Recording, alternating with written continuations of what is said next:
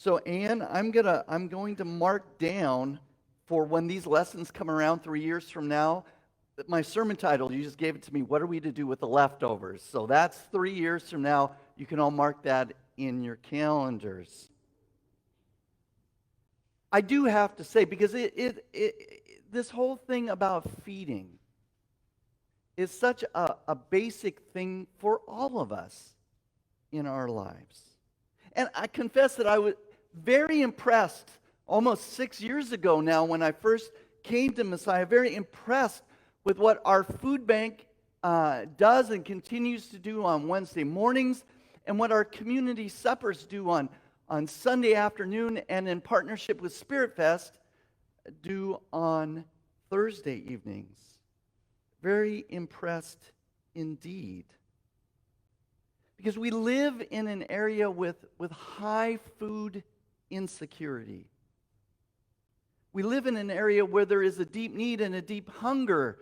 And so the phrase, what are we going to do with the leftovers, is meaningful to us, not just for our brains, but for our bellies as well, and the bellies of our neighbors.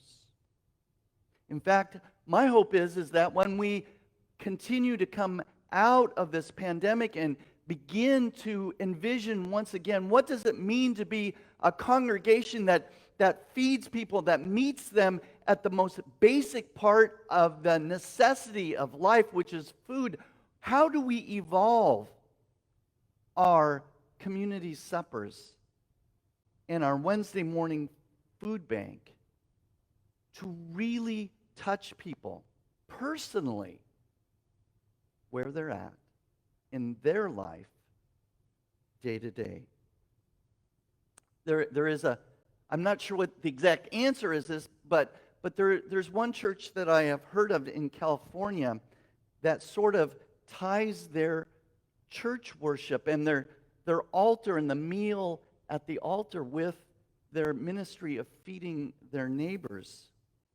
On Sunday, of course, their altar and their sanctuary has Christ's body and blood on it.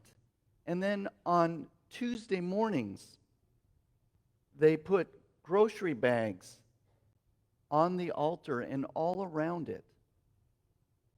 Grocery bags that are tailored for different groups of people and their needs in terms of food intake.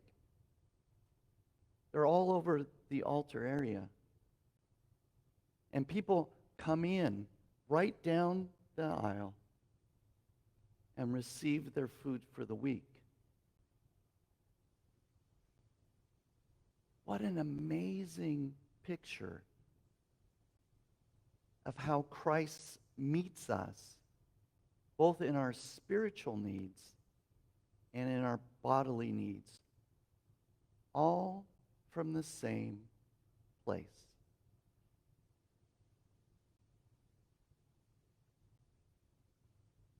The story that I read and the readings that Anne brought to us speak to us about God in Christ meeting us in the midst of our emptiness, an emptiness that can take many, many forms. Early in my ministry, I began to meet once a month with a gentleman who had lost his wife to cancer. So I'd gather his little kitchen table, which was pushed up against the wall of his kitchen. On it, there was a little candle, a picture of his spouse, a little Bible, and a little cross. And we met there over coffee for many months. And the man would talk to me about the emptiness he experienced at the death of his wife. He said the emptiness is like a hunger. He says it constantly gnaws at you. It's not overwhelming. It's just there.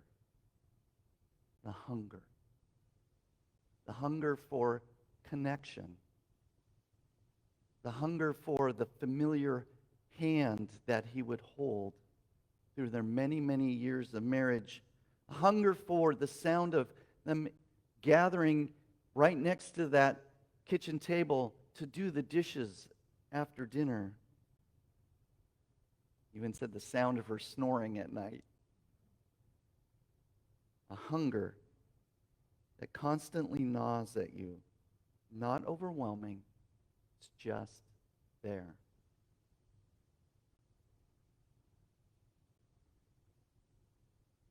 Into even that kind of hunger, where God makes a promise that Anne read from Psalm 145, a promise that's rooted in the words, "You, Lord, are faithful in all your words and loving in all your works." It is a promise we can hold on to when the hunger gnaws at us. A promise to uphold the fallen, to lift up the bowed down, to provide food to the hungry, whatever that hunger might be, and satisfaction to those in need. The psalmist goes on to say, that's God's righteousness. A word that terrified Martin Luther. For he always believed that the righteousness of God was God's frowning presence upon him as Luther went about his daily life. It was only as he began to read Romans and began to have this amazing revelation that God's righteousness is not about judging us. Rather, God's righteousness is about distributing love, peace, and grace to us wherever we are most deeply in need, for whatever we most hunger. That's how God is righteous. For what do you hunger? Where is that empty place in you that you desire God to fill? Is it in your body or soul? Maybe it's in a relationship or your job. Maybe it's just a basic, what the heck does my life mean and what am I to do with it? No matter how you hunger, our God promises to meet us, you and I, as we are in want. Anyone guess how old I am? Go ahead. It doesn't matter unless you say 60 or above. 25? God bless you. Oh, 56. I'm 56. You looked, I bet. Or you knew. You may have known. 56. I am, because of being 56, thank you, Mom, for bringing me into the world 56 years ago. I thank you for that.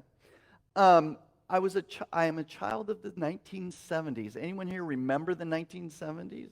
A few people do, okay. For some of us, it might be a little bit of a hazy memory, but it was a good decade. I said I was a child of the 70s, and I say that because it was a good time to grow up, but it was also a time filled with some challenges. I remember one fall when elementary school had started again, I noticed after school a boy who sat on the playground. And unlike the other kids at school, he would stay there. He always seemed to wear a blue shirt. He was kind of scrawny. His hair was a little disheveled. And he would swing on the swing or play on the teeter-totter.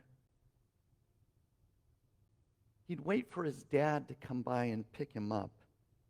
And often I would go home and think about him, and then as the fall went on, I kind of snuck back and kind of got to know him a little bit on the playground. As I look back on it, I can discern now that there were some difficult dynamics for him at home. he would say things like, well, I don't feel really included at home.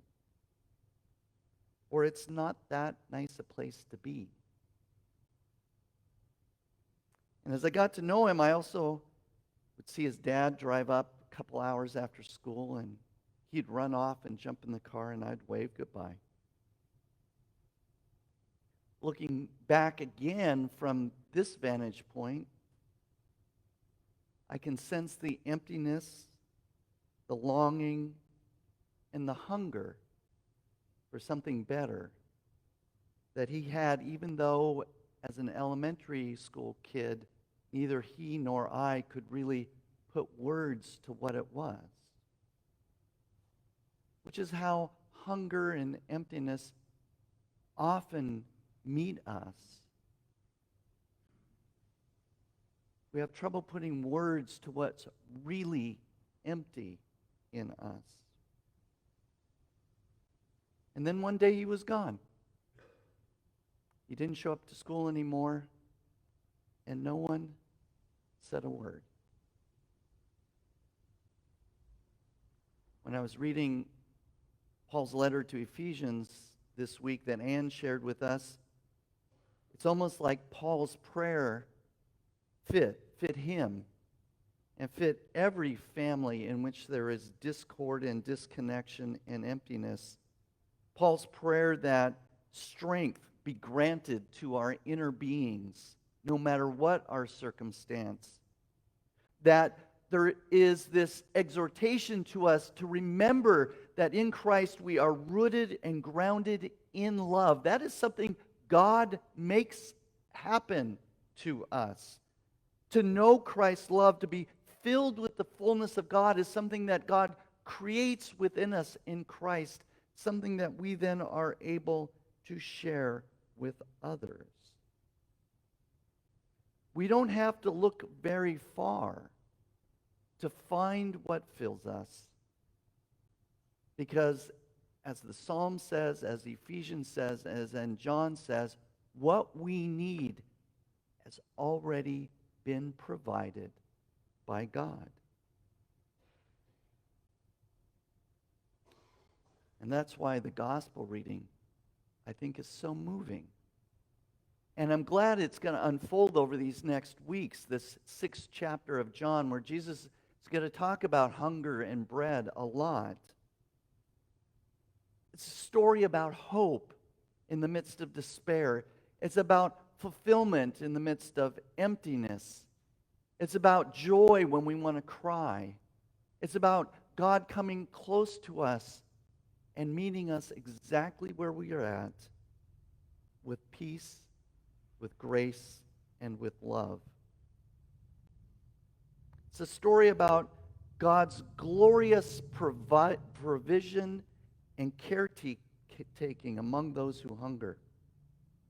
And open the story up for us. I just want to hit on a couple of the high points. Jesus and his disciples, of course, are sitting down on a mountain, and they notice a large, hungry crowd had followed them to that space away. And it's interesting that Jesus kind of throws out that line, well, can't we go and buy food for them? And Philip's answer is amazing. 6 months' wages wouldn't buy enough food for this crowd to even get a little bit. What Jesus is really saying is you can't buy your way out of your hunger. But your hunger will be provided for in its midst. Andrew, who seemed to be an observant kind of guy, said, hey, there's a little kid over here. Is it 5 barley loaves and 2 dried fish? So real food in Jesus' day. Barley bread and dried fish. From a real person standing in the disciples' midst. Jesus takes them, gives thanks. And then, did you notice? Jesus personally distributes the bread and the fish to every single person there. No exceptions. Does it remind you of something?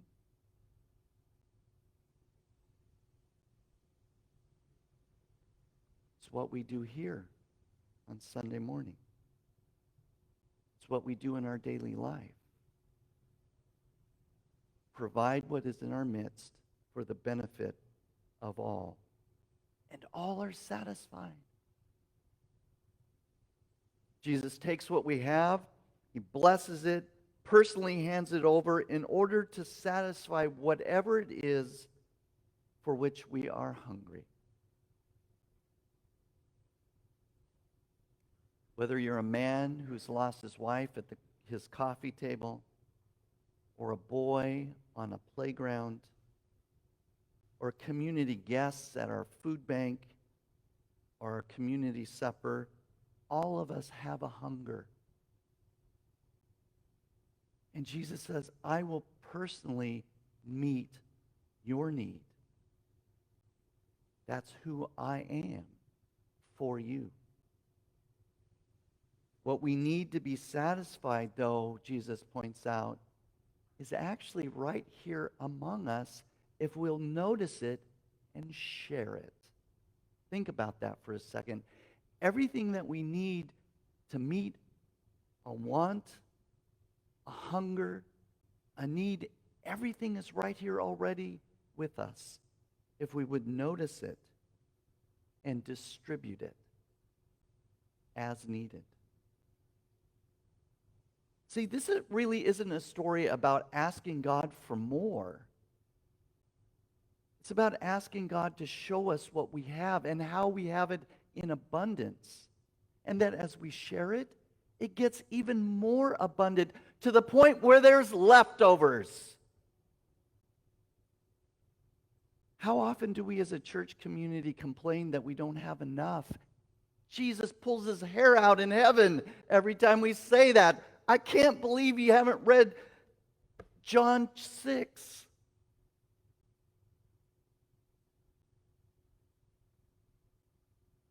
It gets even better. We, as Christ's body, we, as Jesus' hands and feet, we are the ones through whom Jesus personally brings blessings to those in need. Us. Our lives are so rich. So rich. Just takes eyes to see it and a heart to share it. And we can do amazing things.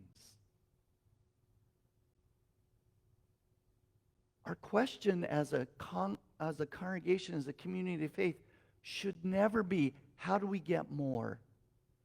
No, it should always be, how do we share this amazing abundance we already have? 5 barley loaves, 2 dried fish. We just, on July 1st, ended a 4-year-long relationship, formal relationship with the Auburn School District, where during the school year and during the week, we housed their ECAP program here. They brought the ECAP program back into their school buildings, and God bless them, working with the school district, they helped us now bring that new partnership into being with the YMCA of Greater Seattle. We have a 1-year lease with the Y, and during this next year, the YMCA and Messiah will be exploring how we can share programs together to meet the needs in our community. It's an amazing opening for us, and as beautiful as our relationship with the school district was, this really has some really cool possibilities for us as a congregation to do ministry with the YMCA. This past week, as I came back from vacation, I was seeing the Y kids at their summer camp that is being held here and talking to some of the program people, the staff who were here for the Y. And they told me an amazing thing. Camp is is wonderful. It has some challenges. But the director was talking to me about how incredible the physical, the emotional, the social, the economic need of many of these kids are. She said it's just mind-blowing. We have a building. We are a group of fairly highly educated, wonderfully giving people. What do we have here to meet the hunger and the need in our community? 5 barley loaves, 2 dried fish. Look around us. We have so much. My hope is that as we come out of the pandemic and begin to interact with the why, that we'll be able to figure out how to hold what we have, bless it, and then start sharing it.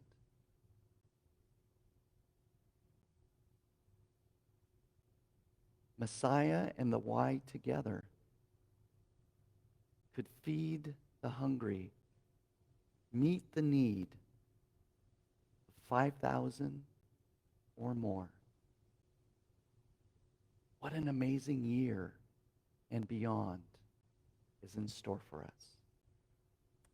Thanks be to God. Together we say,